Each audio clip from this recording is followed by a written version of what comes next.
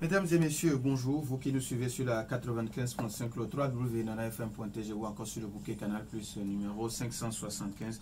Merci pour votre fidélité et bienvenue au débat de Nana FM. En 2022, les accidents de la route ont fait 683 morts et 9 918 blessés contre respectivement 680 et 9 376 en 2021. Une situation qui a amené des journalistes à mettre sur pied l'association Action des journalistes pour la sécurité routière en abrégé, AJSR. Quelles sont les missions de cette nouvelle association? C'est l'interrogation qui est la nôtre ce matin, et pour en parler, nous recevons sur notre plateau deux personnes, en la personne de Lazare Kondo et Daniel Dodjani. Messieurs, bonjour. Bonjour Norbert, bonjour à tous les auditeurs de Nana FM. Les auditeurs de Nana FM auront donc la possibilité d'intervenir dans ce débat sur nos deux numéros 91 09 71 71 ou le 96 61 58 58 avec Nestor Gloa à la mise en onde. Je m'appelle Norbert Djouradi. Une fois encore, merci pour votre fidélité d'écoute à Nana FM. Je vais donner la possibilité à mes invités de se présenter. Lazare, bonjour. Bonjour Norbert, bonjour à tous et également à tous nos auditeurs et auditrices. Alors, présentez-vous. Je suis Lazare Kondo, journaliste, rédacteur en chef du journal Matin Libre Togo, et je suis le secrétaire général de l'AJSR, Action des journalistes pour la sécurité routière. Daniel Dodjani, bonjour. Bonjour Norbert. Vous allez vous y prêter au même exercice. Voilà, je suis Daniel Dodjani, je suis le rédacteur en chef de Radio Carré Jeune. Et je suis également membre de l'AJSR et je suis le chargé à l'organisation dans cette association. Alors, Lazare, quel a été le constat pour qu'on décide de mettre sur pied l'action des journalistes pour la sécurité routière? Le constat, il est clair. Vous savez qu'à chaque fois qu'il y a un accident de la route, les journalistes sont sur le terrain pour pouvoir faire un reportage, faire le constat, également informer les auditeurs et également les lecteurs. À chaque fois que le ministère de la Sécurité des Transports présente le bilan de la situation sécuritaire, les journalistes sont invités. Mais à notre niveau, on a voulu tout simplement renverser la tendance, c'est-à-dire travailler beaucoup plus dans la prévention, dans la sensibilisation pour pouvoir amener chaque acteur, chaque citoyen, parce que quoi qu'on dise, nous sommes tous des citoyens de la route, nous sommes tous des passagers, des piétons, des conducteurs, donc nous sommes tous appelés à un comportement plus sain, plus citoyen sur la route. Donc nous voulons, en tant que journalistes, accentuer la sensibilisation. Vous savez qu'il y a des associations, des organisations qui sont déjà sur le terrain. Nous voulons juste apporter beaucoup plus et cette pierre-là sur le côté communication, sur le volet et sensibilisation à travers nos médias, nos presses, nos radios, nos télévisions. Alors, Daniel, comment expliquer cette tendance où chaque année, au lieu que les victimes de la route soient en diminution, ça augmente toujours? Il y a déjà 3 morts comparativement en 2021, il y a déjà 3 morts de plus, et il est souvent dit qu'un mort de plus, c'est déjà de trop. Vous savez, quand le ministère de la sécurité fait chaque année ou bien chaque 6 mois le bilan des accidents de la route, le plus souvent ce qui est à la base de ces accidents, c'est le non-respect du code de la route, et c'est normal. Chaque fois les gens roulent sur la route, ou quand les gens se mettent sur la route, ils oublient que la route n'est pas comme un champ dans lequel on rentre et on fait ce qu'on veut. Quand on est en circulation, il y a des règles à respecter, mais les gens n'arrivent pas à respecter ces règles-là et on conduit n'importe comment. On nous a plusieurs fois interpellés sur l'utilisation du téléphone portable au volant. Les gens continuent par le faire. On nous a interpellés sur l'utilisation de la ceinture de sécurité quand on est en véhicule. Les gens refusent de le faire, et tout ça, ça conduit inéluctablement aux accidents de circulation, et chaque année ça s'augmente. Et ce qui est marrant dans tout ça, on criait en tout temps qu'il n'y a pas de route à Lomé et tout, nos routes ne sont pas en bon état, et le gouvernement a fait quand même des efforts pour pouvoir réhabiliter ces routes-là, et on constate que ce sont ces routes qui finalement sont à la base de ces accidents, parce que les routes sont devenues très bonnes, les gens roulent à tombeau ouvert, l'excès de vitesse, la consommation des stupéfiants et tout ça là, l'un mis à côté de l'autre, conduit à l'augmentation de ces accidents de circulation. et également au nombre de victimes. Les morts chaque année, on les compte par centaines. C'est un peu dommage, mais je pense que avec la GSR, nous allons travailler dans ce sens, comme le secrétaire général vient de le dire, travailler à la sensibilisation. Vous savez, l'être humain a besoin qu'on lui répète la même chose plusieurs fois, on lui rappelle la même chose plusieurs fois. Et je pense que en le faisant ici, on arrivera quand même à diminuer ces accidents de circulation par la prise de conscience de nous, les usagers. Nous sommes tous des usagers de la route, à faire en sorte que chacun quand même arrive à être conscient sur la route et à savoir que on ne fait pas du n'importe quoi en circulation. Alors, Lazare, vous n'êtes pas, la GSR, on n'est pas la seule association sur le terrain. Quel lien vous avez avec les autres associations et les autres organismes déjà qui fonctionnent dans ce domaine? Oui, déjà, il faut saluer ces organisations, ces associations qui nous ont accueillis à bras ouverts parce que déjà, on a eu à faire la cérémonie de lancement officiel de l'association le 24 mars dernier. On a vu ces associations-là qui étaient à nos côtés pour nous donner des conseils, pour nous pousser à continuer le travail qu'ils ont déjà entamé. Je veux saluer ici l'AVR, l'Action des victimes pour la route de Otogoto-Kwego, un des doyens dans ce domaine-là. Nous avons eu également la VSC, Association des volontaires pour la sécurité routière, l'association Maïma Bodedier, les organisations des auto-écoles agréées du Togo. Elles sont pleines à travailler dans ce domaine-là. Donc, une fois qu'on est arrivé, ils nous ont accueillis pour qu'on puisse ensemble porter ce message-là. Parce que, quoi qu'on dise, la route continue pas à faire des victimes, la route continue pas à faire des familles endeuillées, des orphelins par-ci, par-là. Et là, il faut faire un travail de fond parce que tout le monde est concerné. Tout le monde à son niveau. C'est pas parce que l'État dit que les routes sont bonnes. Chaque fois que tu sors de la maison, j'ai ma moto, j'ai ma voiture, surtout les motocyclistes. À chaque fois que le bilan en sécurité est présenté, mais la grande marge de victimes, ce sont les motocyclistes. Le port de casque, on ne porte pas de casque alors qu'on roule à excès de vitesse, on roule dans des voitures comme si on était dans son lit, alors que c'est des comportements qui peuvent amener à véritablement sortir victime de la route avec des blessés. Vous savez, une fois que vous faites le tour au CH, souvent le Olympio seulement, vous allez voir que la route fait vraiment des victimes. À chaque fois que les ambulances viennent, les 80% des cas, ce sont des accidents de la route. C'est un peu dommage, mais il faut qu'on puisse travailler à amener chacun à prendre sa responsabilité pour pouvoir enrayer ce. C'est vrai qu'on ne peut pas diminuer, ou bien on ne peut pas éviter à 100% les accidents, mais on peut travailler à les diminuer pour qu'on puisse avoir une vie beaucoup plus saine. Alors, quand vous parlez de on va faire, comment est-ce que les actions vont se faire sur le terrain? Déjà, on commence déjà à travers cette émission. C'est également une émission de présentation de l'association, mais c'est également une émission pour pouvoir sensibiliser encore plus. Le message, il est déjà là. Tout le monde connaît le message, mais il est important de le rappeler. C'est la pédagogie. Il est important de le rappeler à travers nos émissions que véritablement le message de la sécurité routière à travers la GSR, que ça devient un message régulier et quotidien dans la vie de chaque citoyen togolais.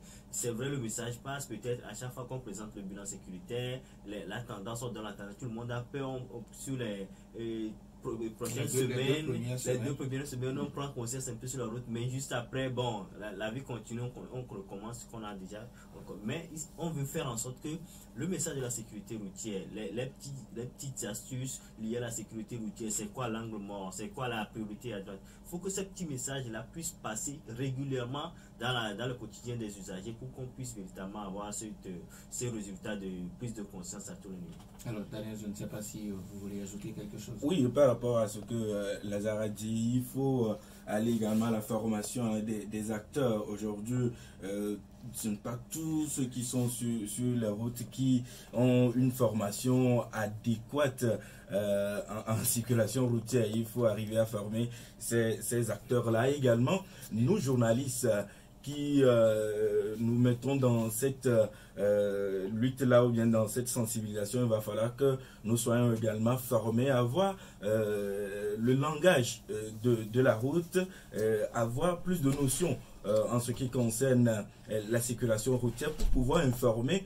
à notre tour la population. Si nous-mêmes, nous ne sommes pas formés, je pense que la sensibilisation ne pourra pas atteindre les résultats escomptés. Donc, on a besoin de se former, également former les acteurs. Et nous a mis aujourd'hui des émidamen, comme on a l'habitude de le dire. Quand vous prenez 2-3 accidents, ils sont presque impliqués dans tous ces accidents-là. Il faut juste sortir et vous verrez. Et donc, eux également, ils ont besoin de formation. On nous dit souvent les motocyclistes sont beaucoup plus impliqués dans la circulation les accidents de circulation. Pourquoi? C'est parce que beaucoup ignorent les codes de la route.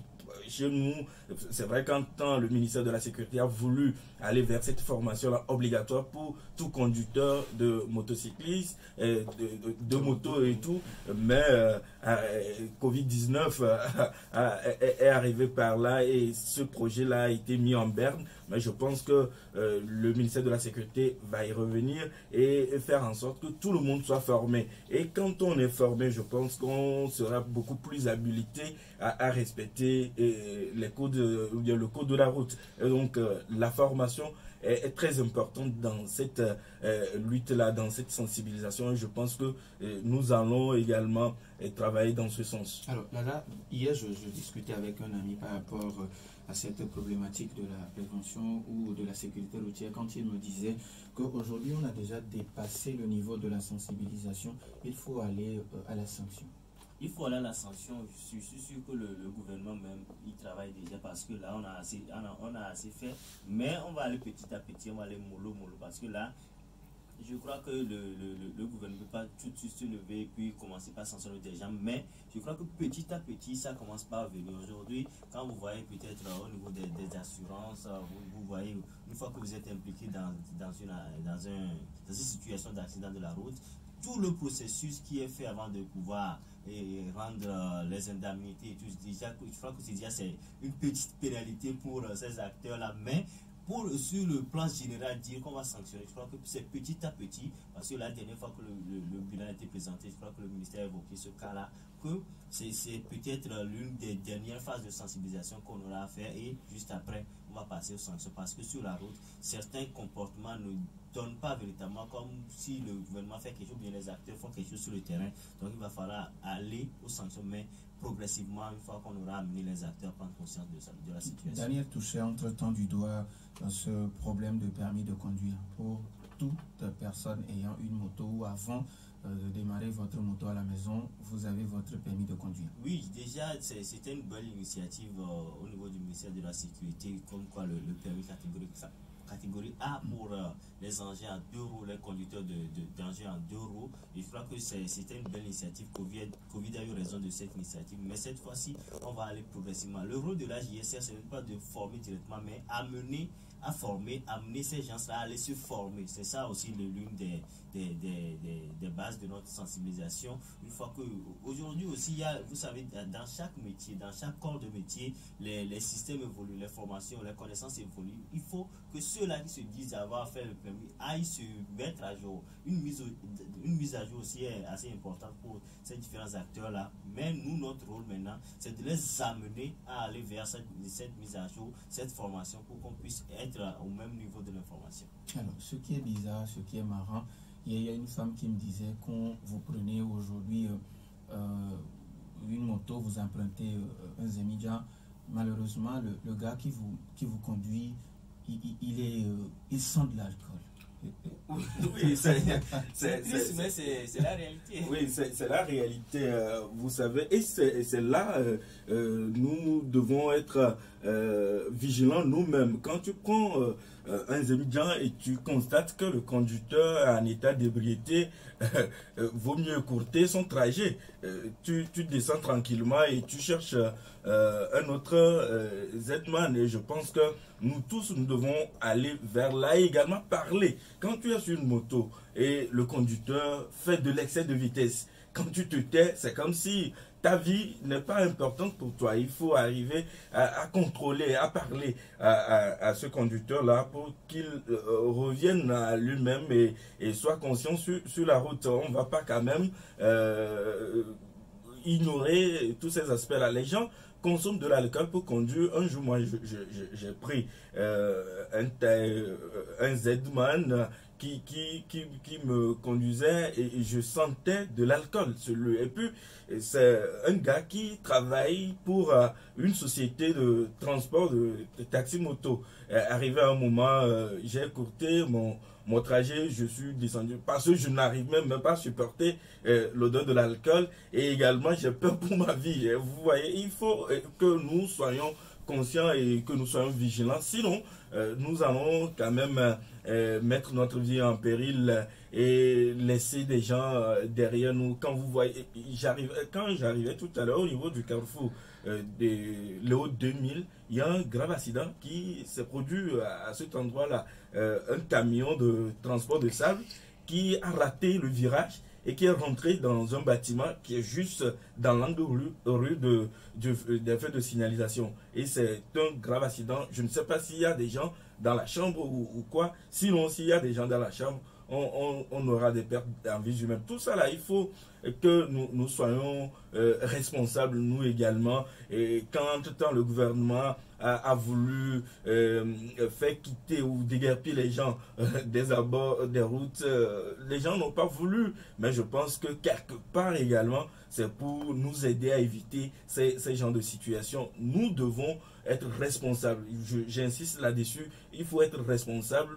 Nous ne devons pas nous comporter comme des enfants. En circulation, tu vois des gens conduire comme si, bon, ils n'ont aucun souci, ils n'ont plus rien à faire, et puis bon, ça va quoi, c'est la dernière chose à faire, et puis on conduit comme on veut. Je pense que nous devons prendre conscience de notre vie. La vie, elle est belle, hein, comme on a l'habitude de le dire, la vie est belle. On n'a pas besoin de mourir très tôt. Il faut que nous arrivions quand même à vivre beaucoup plus longtemps et à mettre en œuvre nos projets. C'est très important. Alors, comme le dirait l'autre, on n'a pas envie de mourir inutilement. 91 09 71 71 ou le 96 61 58 58. Les auditeurs maintenant ont la possibilité de participer à ce débat sur nos deux numéros après la pause. 91 09 71 71 ou le 96 61 58 58. Les auditeurs ont maintenant la possibilité. Nous avons premier auditeur en ligne. Nana FM, allô? Oui, allô. Pélé, bonjour. Oui, comment allez-vous? Oui, allez-y. Moi, je salue les invités. Le thème est très pertinent parce que c'est la préoccupation majeure de la population aujourd'hui. Mais je pense que ce thème doit interpeller le ministre de la Sécurité. Donc, je ne sais pas si aujourd'hui ce ministère a changé de nom. Et si ce ministère est devenu le ministère du bilan. Parce qu'à chaque 6 mois, le ministre vient à la radio-télévision et fait son bilan. Des mois, des morts, des blessés, et puis il disparaît. Nous ne pouvons pas se rendre compte de ce qui crée les accidents sur le terrain. Je vais donner un exemple. Mais ce n'est pas parce que nous avons le feu rouge qu'il ne doit pas avoir la sécurité dans le feu rouge. Et quand vous voyez aujourd'hui ce qu'on appelle les raquettes sur nos voies, c'est comme c'est officialisé et que c'est ça qui permet même les accidents sur nos voies. Parce que si vous prenez 100 véhicules aujourd'hui à Lomé, à 1, 2, 3, on le tire. Ça, c'est la marque à gagner encore pour l'État. Parce qu'ils ne veulent pas faire le pièce. C'est ça qui crée l'accident. Quand l'accident vient là, par exemple là, vous ne pouvez pas le voir que le véhicule soit assuré. Ça, c'est un. Maintenant, ce qui est, je voudrais dire à nos invités, je ne sais pas s'ils s'impliquent aussi dans la construction de nos routes. Par rapport à comment les routes doivent se faire. Nos invités sont des journalistes. Ah oui, ils sont des journalistes. Ah, okay. Bon, les journalistes, je pense que c'est de bonne guerre. Ils doivent sensibiliser aussi de plus comme nous aussi, nous sommes en train de le faire. Merci beaucoup. Je voudrais donner l'exemple du carrefour de nos bateaux. Arrivé ce carrefour-là, tous les jours vous allez voir, ce sont la population, les jeunes même, qui viennent s'orienter des jeunes et les policiers policiers sont à 10, à 20 mètres, soit de raqueter. Merci. Merci beaucoup à notre auditeur Pélé. Nana FM, allô? Oui, bonjour. Allô? Oui, bonjour. Allô? 91 09 71 71 ou le 96 61 58 58. Les auditeurs ont toujours la possibilité. Alors, avant que d'autres auditeurs n'appellent, alors le Pélé qui pense qu'aujourd'hui, il ne constate pas les actions du ministère en charge de la sécurité sur le terrain. Ben, nous avons un autre auditeur. Nana FM, allô? Papa Sibiti, bonjour. Comment allez-vous?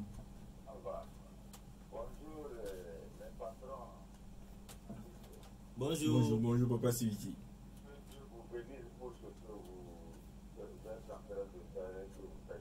Merci. Moi, je vais être extrêmement dur à votre égard. Vous savez, la sensibilisation, c'est combien d'années? Depuis que la circulation est née, il y a toujours des sensibilisations. Vous le faites en tant que journaliste.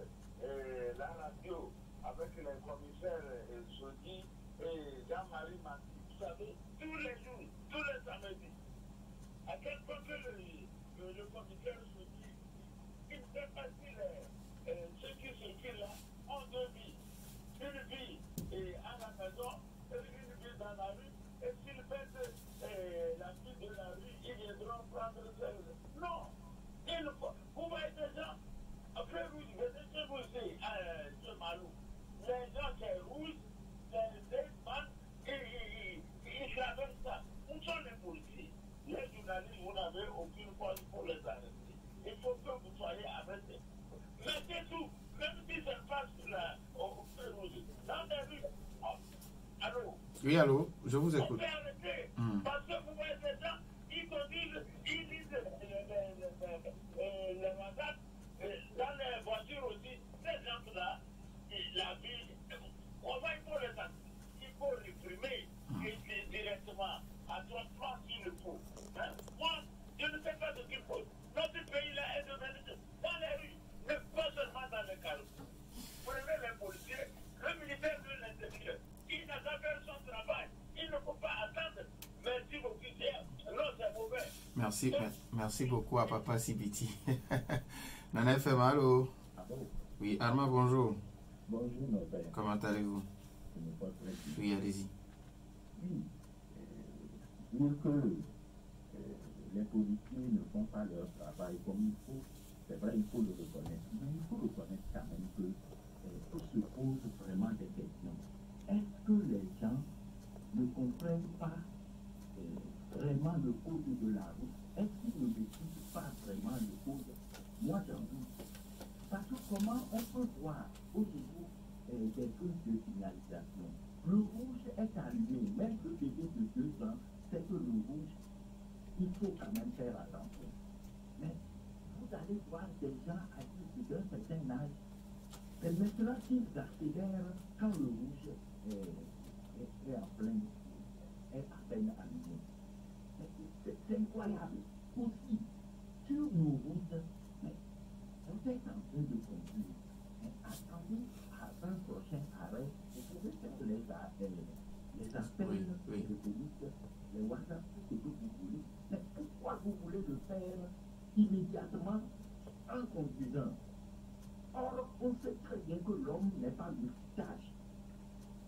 Mais il faut quand même que, quelque part, comme l'a dit Papa Sibiti. il faut tenir. Parce que, comment vous allez... Parce que je suis dans mon 4x4. Bon, je peux maintenant appeler comme je veux. Et en oubliant que ces appels que j'effectue, je ne suis plus attentionné sur la route. Merci. Vraiment, il faut se dire. Merci Arma. On prend le tour des dernier auditeur. Nana FM, allô? Bonjour, Robert. Monsieur Garo, bonjour. Bonjour. Bon, moi, je vais intervenir à propos des accidents. Vous savez, au feu rouge, les gens ne respectent pas. C'est la faute à qui? À nos autorités. Moi, je vais parler à mon ami avocat, de faire tout pour avoir la police municipale. À côté du camp, là, tous les jours, les gens viennent brûler le feu rouge. Si vous brûlez au moins 100 motos, ça fait de l'argent. Sérieusement, au Ghana, il y a la police municipale. Donc, il faut embaucher les gens, il y a les jeunes. Vous ne voulez pas embaucher les gens. Tous les il faut que vous soyez pour les arrêter. Là, les gens vont comprendre, mais vous ne le faites pas. Ce n'est pas possible de créer une police municipale, c'est ma question. Merci, bonne journée. Merci et bonne journée à vous aussi. Nana FM, allô? Oui, allô? Merci Dadido Gomé, bonjour. Bonjour, comment ça va? Ça va bien chez vous? Ça va bien, merci. Moi, je voudrais dire deux choses. Oui. Hier, je sortais vers les 7 heures au niveau du rond-point et à Tiboumé.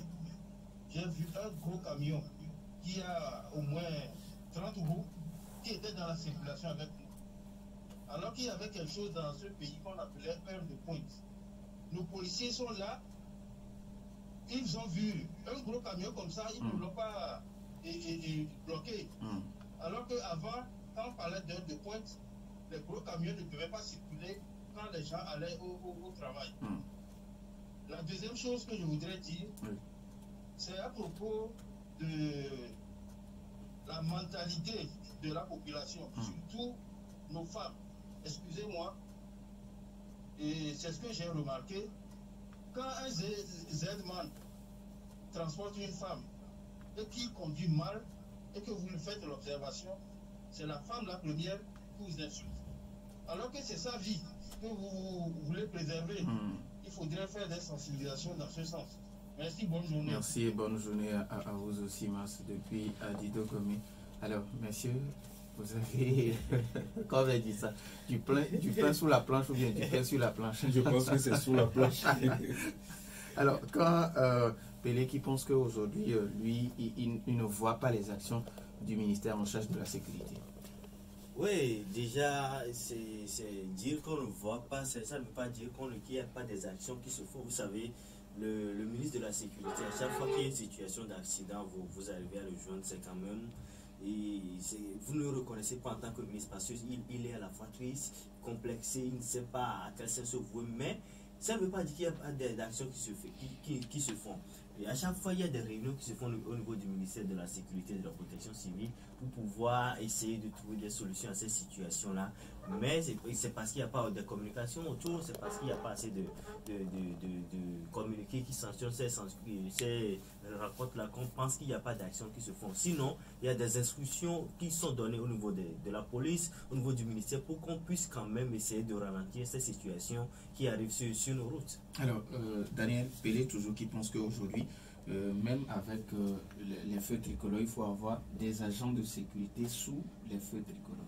Oui, on a l'habitude de dire que le respect du code de la route commence à partir de la présence d'un agent de sécurité. Et quand vous voyez un policier, c'est un peu difficile de brûler le feu rouge. Mais je pense également que ça ne doit pas quand même être le cas. Nous devons être nous-mêmes polis sans la présence d'un agent de force de l'ordre et de sécurité. Quand le feu est rouge, ça nous coûte quoi de nous arrêter pour quelques secondes et puis après continuer notre route? Souvent, moi, ça me donne un pincement au cœur. Quand vous êtes à un feu rouge, vous arrêtez et puis il y a un kidam qui arrive et il se faufile et il trouve un petit passage et puis il s'en va, il laisse les autres. Non, je me demande, les autres, il demande le passage et le gars s'en va et puis les autres suivent. Hein. Oui, il y a des gens également qui suivent. Je me demande, c'est parce qu'il est trop pressé ou c'est parce qu'il est trop intelligent plus que ceux qui se sont arrêtés. Il y a tout ça là que moi je n'arrive pas à comprendre. Il va falloir que nous-mêmes, nous éduquons à certaines choses. On n'a pas besoin de la présence. Sinon, les policiers, si on met des policiers à chaque carrefour, à chaque feu rouge, pour notre sécurité ou autre chose, on ne les trouverait plus. Donc, je pense qu'il va falloir que nous-mêmes, nous éduquons à certaines choses et qu'on évite certains comportements en circulation. On n'a pas besoin. Quand le feu est là, le feu fonctionne, ou bien ces feux de signalisation là fonctionnent, vous arrivez, vous arrêtez et quelques secondes et puis vous continuez. Ça n'a jamais tué personne. C'est plutôt quand vous brûlez ces feux là que vous vous mettez en danger. Alors quand M. Gado parle de police municipale, Oui, je pense également que ce serait quand même une bonne chose. Il a donné un exemple pertinent au niveau des feux rouges derrière le camp d'Adidogomé. C'est du bordel là-bas.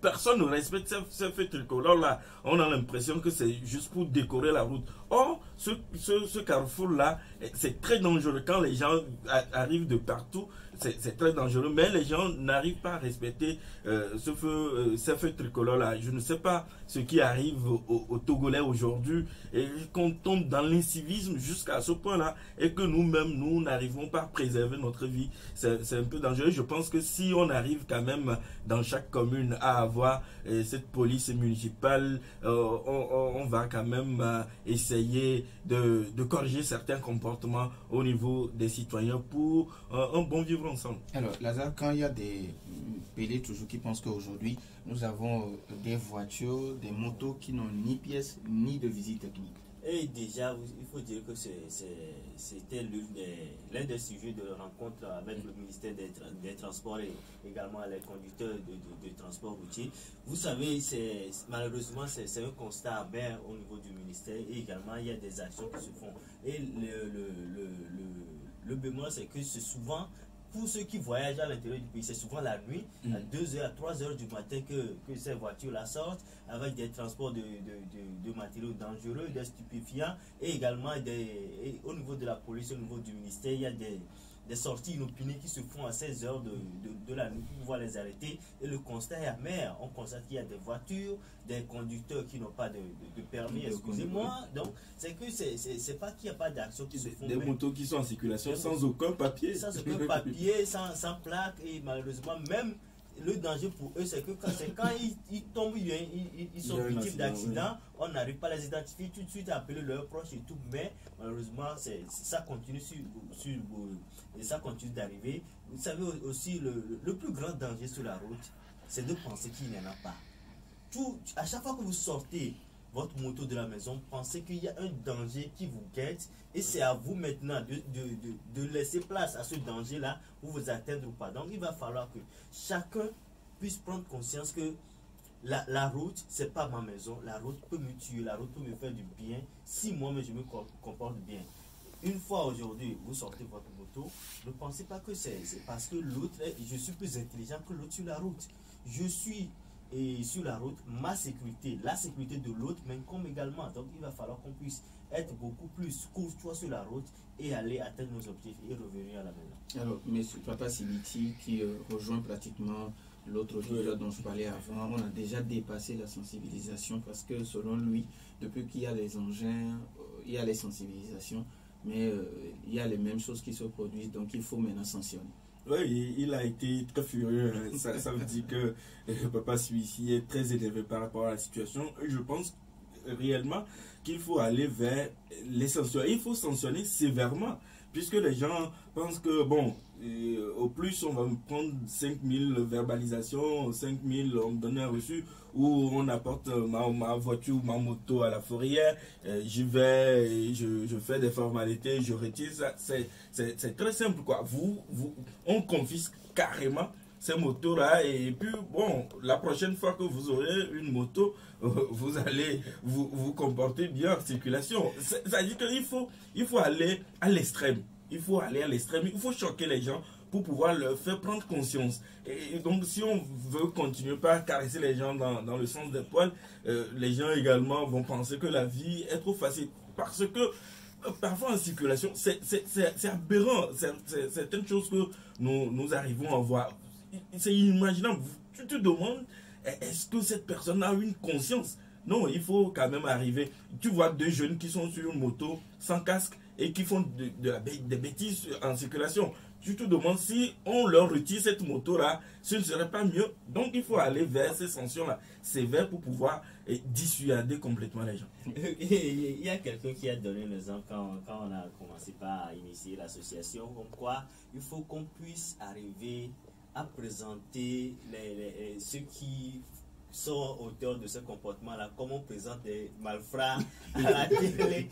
Parce que quoi, vous savez, quand on présente un malfrat à la télé, vous le voyez, vous le connaissez, vous commencez par prendre des distances par rapport à cette personne. Donc, quand vous présente quelqu'un qui a fait ce genre d'action, vous pensez que lui c'est un mauvais conducteur, je vais pouvoir m'écarter de lui, je ne vais pas pouvoir conduire avec lui. Donc, il va falloir qu'on puisse aller à l'extrême comme chacun l'a dit, mais c'est petit à petit. Il faut qu'on puisse comprendre que c'est progressivement. Parce qu'il y a aussi ceux qui sont impliqués dans les accidents, il y a aussi ceux qui impliquent les autres dans des accidents. Donc, il va falloir qu'on puisse aller petit à petit et arriver à ce niveau.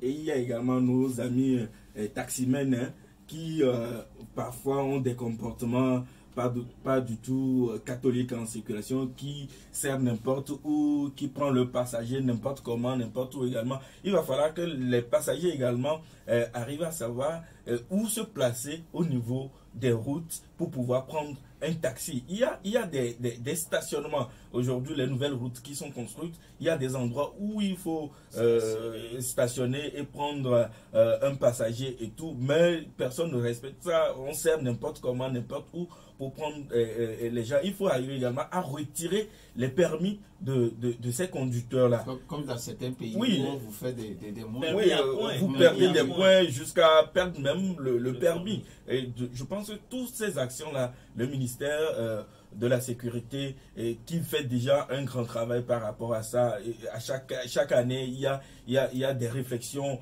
En 2020, au Conseil des ministres, des dispositions ont été annoncées. En 2022 également. Je pense qu'il faut renforcer ces dispositions-là pour pouvoir aider la population à être beaucoup plus responsable en circulation. Quand Armand pense que les gens ne comprennent rien du code de la route. Oui, c'est la même constat qu'on a. Vous savez, même ceux qui ont fait les auto-écoles, ils ont le permis. Je parlais tout à l'heure d'une mise à jour. Il y a un moniteur d'auto-école qui malheureusement a fait un constat. Il a interpellé un de ses très anciens candidats. Il a appelé, il lui montrait des panneaux, mais sur 20 panneaux, le gars n'a reconnu que 3 panneaux. Malheureusement. Donc, il va falloir qu'on puisse avoir cette ère-là de mise à jour pour pouvoir aller très très vite. Le problème par rapport à ça, c'est parce que les gens pensent que on va à une auto-école juste pour avoir le permis. Et les gens ne pensent pas que c'est pour bien circuler sur les routes, c'est juste pour avoir le permis et puis le reste on s'en fout. Il a donné comme quoi l'exemple, c'est pas parce que vous avez le bac aujourd'hui que si vous passez le bac aujourd'hui vous n'allez pas échouer. Donc vous allez échouer. Donc il faut pouvoir qu'on puisse, quand ils pensent que c'est parce que les gens ne comprennent pas, c'est la triste réalité. Il y a des panneaux sur la route, il y a des signalisations, des traits sur la route, même les passages à piétons. Les gens, arrivés à ce niveau, ne continuent pas à accélérer, alors que normalement, on devait ralentir pour laisser les gens passer. Donc, il y a aussi ce petit comportement-là, même si vous êtes au milieu de la route, vous voulez traverser la voie, mais difficilement, le Togolais, tout le monde peut te laisser, mais il y a un Z-man qui se glisse parmi eux, parce que lui veut passer, il est trop pressé. Donc, il va falloir qu'on puisse travailler à ces situations-là pour corriger les choses. Alors, quand Massa Dadido Gomé faisait la remarque au niveau de Carrefour à Tikoumé, où il y a un gros porteur de 30 € aux heures de pointe.